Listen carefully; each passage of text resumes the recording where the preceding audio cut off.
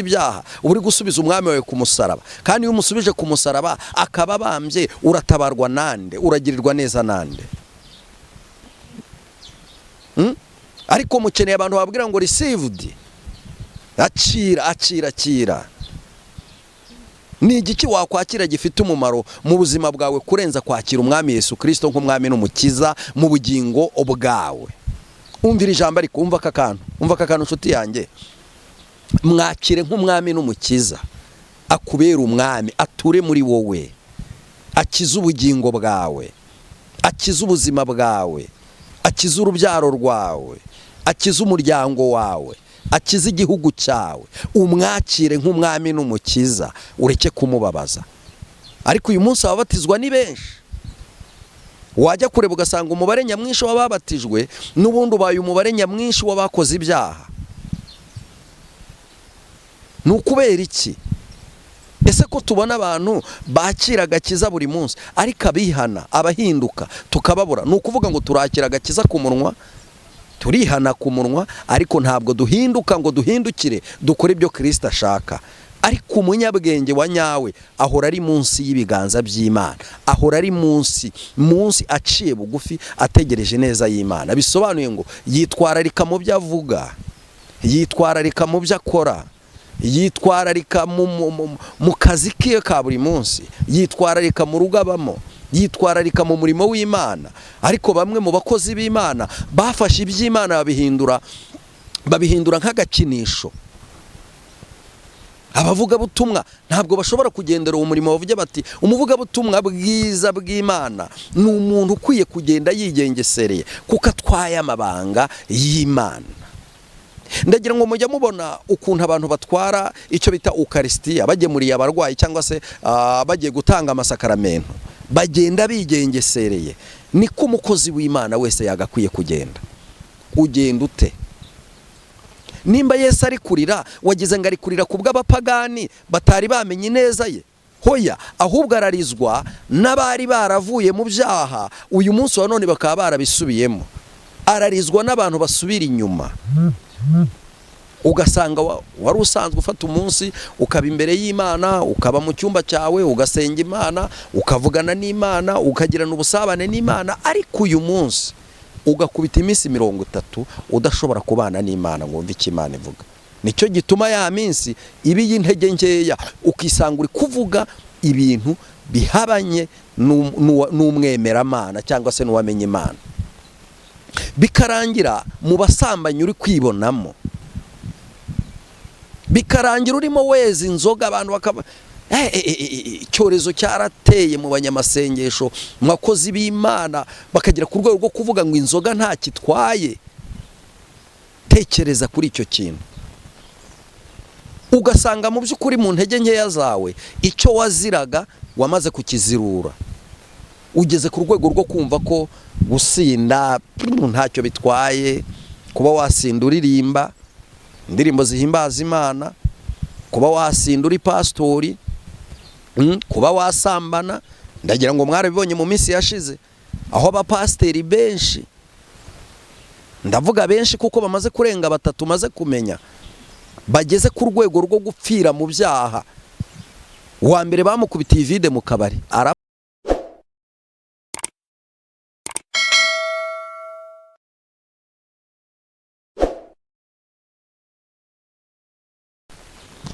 reka tubasuhuze kandi tubifurize kugubwa neza, umugisha, amahoro Imana itanga abane namwe mwese abadukurikiye aho muherereye hose. Imana y'amahoro nibahereze umugisha, kandi natwe tubifurije kugubwa neza cyane. Hari igihe waba dukurikiye rero ubabaye cyangwa ukaba dukurikiye uri mu bibazo bigiye bitandukanye, ariko njya nkunda kubwira abantu ngo kurira kwararira umuntu, ariko mu gitondo impundu zikavuga. Nkongera nkababwira ngo Yesu atari yaza urupfu rwaza, bisobanuye ngo rero mube maso kandi muhore mwiteguye kuko mutazi umunsi n'isaha uwo mwami azazira kutujyana. Reka dusenge Imana. Amazina yanjye nitwa Pascal, ibisigaye Yesu naduhane umugisha. Uri Imana y'amahoro, uri Imana ikiranuka, nta kibasho kurogoya umugambi wawe. Ngushimiye ko abanye natwe, ngo haye ikaze na kare muri iki kiganiro. Ndasabira umugisha abadukurikiye bose ngo bagirire neza, kandi data mwiza nyemerere iki kiganiro kibe ikiganiro cyiza kandi kize kubaka imitima ya benshi mu izina rya Yesu, amen. Ntabwo twari duherukanye, hari haciye iminsi tutari kumwe bitewe n'utubazo tugiye dutandukanye, ariko nta gikuba na kimwe cyacitse, ahubwo umwami wacu ari ku ngoma. Hanyuma rero nkuko nababwiye ngo Yesu atari yaza urupfu rwaza. Iryo jambo ritekereza iki? Iryo jambo uritekereza iki? Ni ikintu ukwiye gutekerezaho mu buzima bwawe bwa buri munsi, bigatuma ufata icyemezo cyo guhora witeguye. Kuko yaravuze ngo muhore mwiteguye. Muhore mwiteguye, ntabwo ari uguhora wambaye imyambaro yingiye isanzwe, nta nubwo ari uguhora witeguye kwiruka, si uguhora witeguye kugenda, si uguhora witeguye gukora, ahubwo ni uguhora witeguye mu mutima. Ngo muhore mukeye mu mitima, amatabaza yanyu ahore yaka. Imana ishimwe. Nuko Imana yabonaga ko abantu barangaye, abenshi bibera muri bizinesi gusa bakirengagiza umucunguzi wabo. Abandi bibera mu bitekerezo byabo bigiye bitandukanye, abandi ugasanga mu by'ukuri bari mu murimo w'Imana ariko bagatekereza ku murimo w'Imana ku munsi wo kuwukora gusa. Kuko tuzi ko amateraniro aba ku cyumweru. Ku cyumweru rero nibwo tubona korari, nibwo tubona abapastori, nibwo tubona abavugabutumwa, nibwo tubona abadiyakoni, nibwo tubona abantu benshi bajya gukora ya mirimo batorewe. Ariko ugasanga ya minsi 6 yindi ayimaze atari gutekereza ku mwami. Reka nkubwire, Yesu ntabwo aza ku cyumweru gusa, n'iminsi y'imibyizi Yesu ajyaza. Yaza uri guhinga, nta kabuza arakujyana. Yaza urimo kuvuga ubutumwa, nabwo yakujyana. Impanda yavuga uri mu byaha, uragenda tu, ahubwo ukajya kwicara gutegerereza aho ugomba gucirirwa urubanza. Niyo mpamvu uhora witeguye. Guhora witeguye ni iki se? Ni uguhora witeguye wejejwe, wirinda icyaha n'igisa nacyo. Abantu babihinduye ndabimenyereye, benshi barabeshya ku bushake, kandi utabeshye ntacyo waba. Abandi bararoga ku bushake, kandi utaroze ntacyo waba. Abandi barica ku bushake, kandi mu by'ukuri utabikoze ntacyo waba. Abandi bagambanira bagenzi babo ku bushake, kandi mu by'ukuri utabikoze ntacyo waba. Niki gituma abantu bakomeza kuba abanyabyaha uko bwije nuko bukeye? Kandi mu by'ukuri ngo nyir'uruzabibu yararuhingiye, ararubagarira, ararwuhira, arushyiraho ifumbire. Bisobanuye ngo icyo Imana yagakwiye gukora ku buzima bwawe yaragikoze, ahubwo nawe tunganya ibisigaye kugira ngo Imana iture muri wowe. Niba icyo Imana wayisabye yaragikoze, wayisabye kwiga, Imana irabikora. Wayisabye akazi, Imana irabikora. Wayisabye urugo, Imana irabikora. Wayisabye kubyara, Imana irabikora. Uyisaba gakondo, Imana irabikora. Ariko wowe ukarenga ukarushaho kuba mubi. Ni iki kibitera? Ni iki gituma Imana ibabaye? Nuko umwana w'umuntu yanze kumva, yanze kumvira, yanze guhindukira. Ibi byago mubona, indwara z'ibyorezo, imitingito, intambara, ibiteye ubwoba, byose bikururwa nuko umwana w'umuntu yanze kumva ngo yumvire icyo Imana ishaka, asohoze umugambi Imana imufitemo. Yohana 11:35 haravuga ngo Yesu ararira. Harya ntagiye kenshi muririmba cyangwa ujya hari ukavuga ngo Yesu ni inshuti yanjye mu ijuru imbere y'Imana, mfite umuntu mvugira, ni umukuru w'abatambyi kandi yitwa Rukundo, ariko arakunda abatamushaka, aravuganira abatamushaka. niyo mpamvu iyi message yaje ivuga ngo Yesu ararira. Nubwo wahimbaza gute ukaba uhimbazanya ubusambanyi, nta kabuza Yesu ararira, nta munezero uri buboneke. Nubwo wavuga ubutumwa gute ukabuvugana ubujura, nta kabuza Yesu ararira. Banza wihane kugira ngo Yesu yishime, Yesu anezerwe, akurwe ku musaraba. Dongo nuko umusubiza ku musaraba. Iyo ukoze ibyaha uri gusubiza umwami wawe ku musaraba, kandi iyo umusubije ku musaraba akaba bambye, uratabarwa nande, uragirirwa neza nande. Ariko mukeneye abantu babwira ngo received, akira. Ni igiki wakwakira gifite umumaro mu buzima bwawe kurenza kwakira umwami Yesu Kristo nk'umwami n'umukiza mu bugingo bwawe? Umvira ijambo ariko umva aka kantu nshuti yanjye. Mwakire nk'umwami n'umukiza, akubera umwami, ature muri wowe, akiza ubugingo bwawe, akiza ubuzima bwawe, akiza urubyaro rwawe, akiza umuryango wawe, akiza igihugu cyawe. Umwakire nk'umwami n'umukiza, ureke kumubabaza. Ariko uyu munsi ababatizwa ni benshi, wajya kureba ugasanga umubare nyamwinshi w'ababatijwe n'ubundi ubaye umubare nyamwinshi w'abakoze ibyaha. Ni ukubera iki?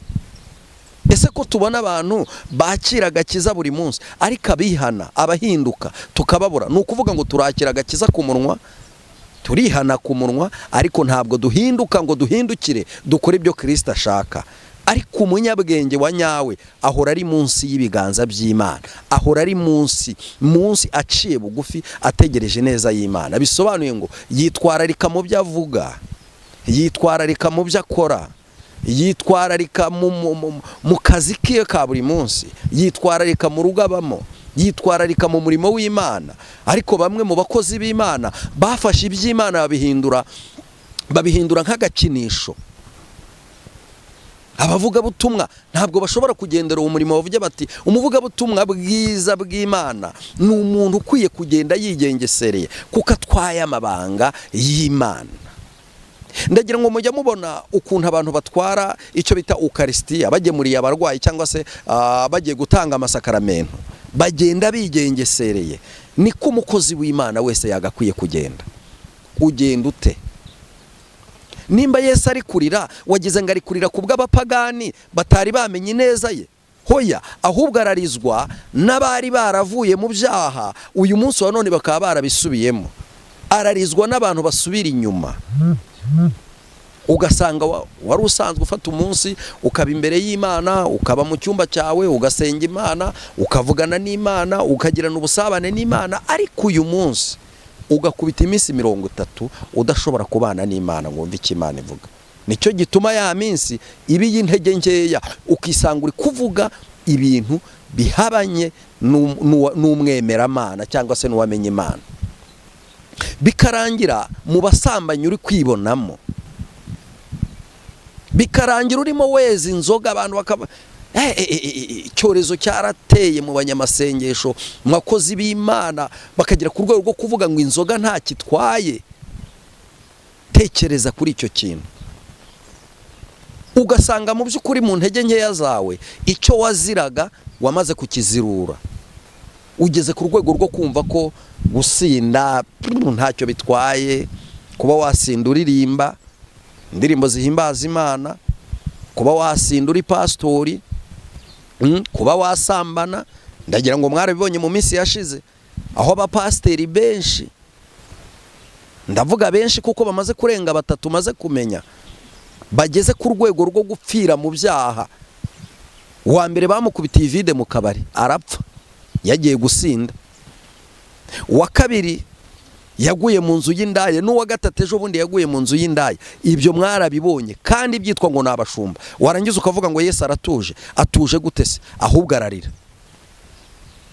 Nta nubwo yigeze ava ku musaraba, ahubwo n'uwariho urakomeye kuko abo yitangiye, abo yaje kumenera amaraso, uyu munsi nibo bamusubiza uko bwije nuko bukeye. Kubera ibidudubiriza mu mitima yanyu, mwebwe mwitwa ko mwamaze kubaturwa, mwitwa ko muri abakozi.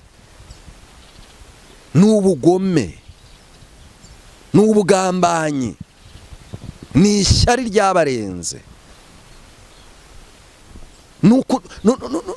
ugukora ibyangwa n'amaso y'Imana. Harya utagiriye neza mwene so uzagirira neza nde wundi? Uwo musengana ntukeneye ko muvugana. Uwitwa pasiteri nk'uko witwa ntukeneye kumugirira neza. Uko ubonye umunyabyaha wifatanya nawe. Ushaka kwifatanya n'abasinzi, ushaka kwifatanya n'abasambanyi, ikikujyanye atari ukubahindura, ahubwo ari ukugendera ku mico nk'iyabo. Warangiza ukavuga ngo Yesu aranezerewe, Yesu ararira ku bwawe. Umwana w'umuntu ntiyamenya ibyo utekereza, ariko Yesu azi ibyo utekereza. Yesu azi imigambi yawe yose, azi ibyo uvuga, azi n'ibyo ugambira.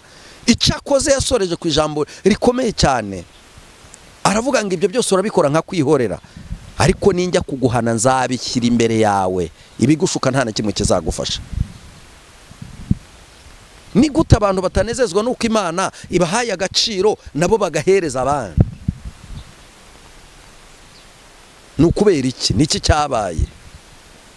Niki gituma abantu bakomeje kugira imitima mibi kugeza ku rwego n'abagabura ibyanditswe byera bagira imitima mibi? Yesu ararira. Narinje kukubwira ngo imbere yawe hari inzira ebyiri, kandi wamaze guhitamo inzira y'ubugingo. Ngaho kurikira inzira y'ubugingo, wera imbuto nziza kugira ngo Kristo akomeze akumurikire.